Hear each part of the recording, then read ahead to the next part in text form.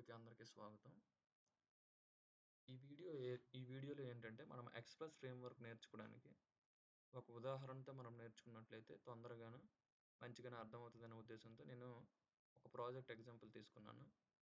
ఈ ప్రాజెక్ట్ ఏంటంటే parking lot system. అంటే ఇప్పుడు మనం ఏదైనా పెద్ద పెద్ద మాల్స్‌లో వెహికల్స్‌ని పార్క్ చేస్తాం కదా! వాటిని ఎలా మేనేజ్ చేస్తాం అనే దాని గురించి ఇది చిన్న అప్లికేషన్. ఓకేనా? యాక్చువల్లీ మన ఉద్దేశ్యం ఏంటంటే ఎక్స్‌ప్రెస్ ఫ్రేమ్‌వర్క్ నేర్చుకోవడం. ఎలా స్ట్రక్చరింగ్ చేస్తాం, ఎలా వాలిడేషన్స్ చేస్తాం, డేటాబేస్ స్కీమాస్ ఎలా క్రియేట్ చేస్తాం, అన్ని వీటిని తెలుసుకోవడం కోసం ఒక ఎగ్జాంపుల్ ఉండాలి కదా! అందుకోసమని ఈ ఎగ్జాంపుల్ నేను తీసుకున్నాను. ఓకేనా? అయితే దీని గురించి ఫస్ట్ ఎక్స్‌ప్లెయిన్ చేస్తాను. ఇప్పుడు మనకి పార్కింగ్ లాట్ సిస్టమ్ గురించి చెప్పాలంటే ఇది కంట్రోల్ ఫ్లో. జనరల్‌గా ఫస్ట్ వెహికల్ అనేది వస్తది. ఓకేనా? వెహికల్ ఎంట్రన్స్ గేట్‌కి రాగానే అక్కడ వాడు అవైలబిలిటీ స్పాట్స్ అనేది చెక్ చేస్తాడు. ఎన్ని స్పాట్స్ అవైలబుల్ ఉన్నాయి. మన టైప్ ఆఫ్ వెహికల్ బట్టి. కార్ గాని, బైక్ గాని.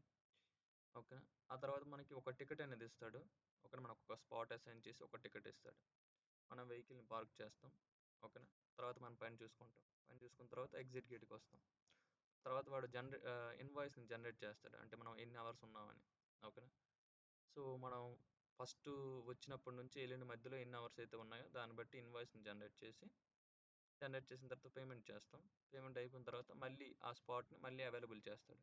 ఓకేనా. వెహికల్ అనేది లీవ్ అయిపోద్ది.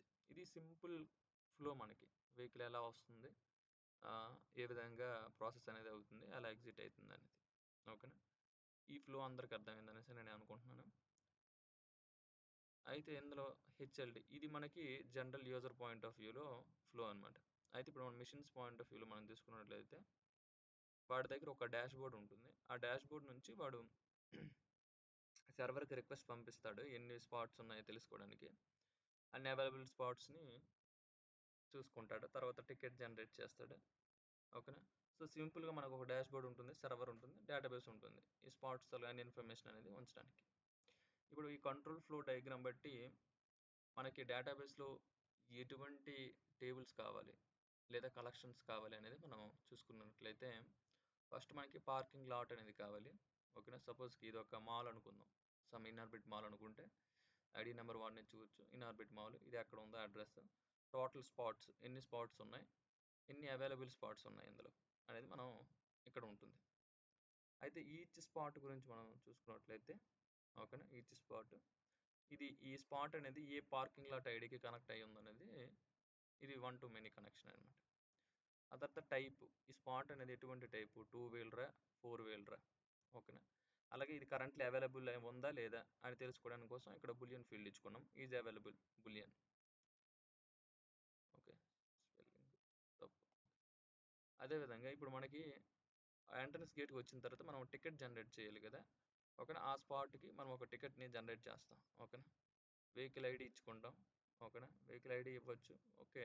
ఆహ్, చాలా కేసెస్‌లో లైసెన్స్ పెట్టిన వెహికల్ టైప్‌ని తీసుకోరు.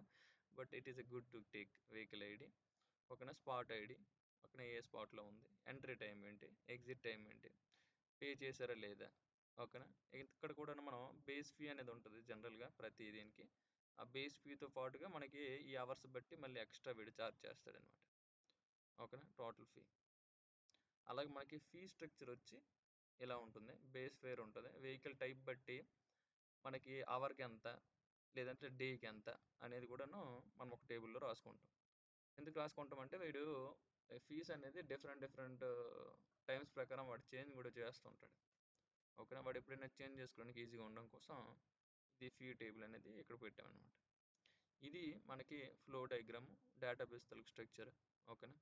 సో, దీన్ని మనం ఎలా కోడ్‌లో ఇంప్లిమెంట్ చేస్తాం అనేది రాబోయే వీడియోలో ఒక్కొక్కటి నేను చెప్తూ ఉంటాను. Thank you for listening.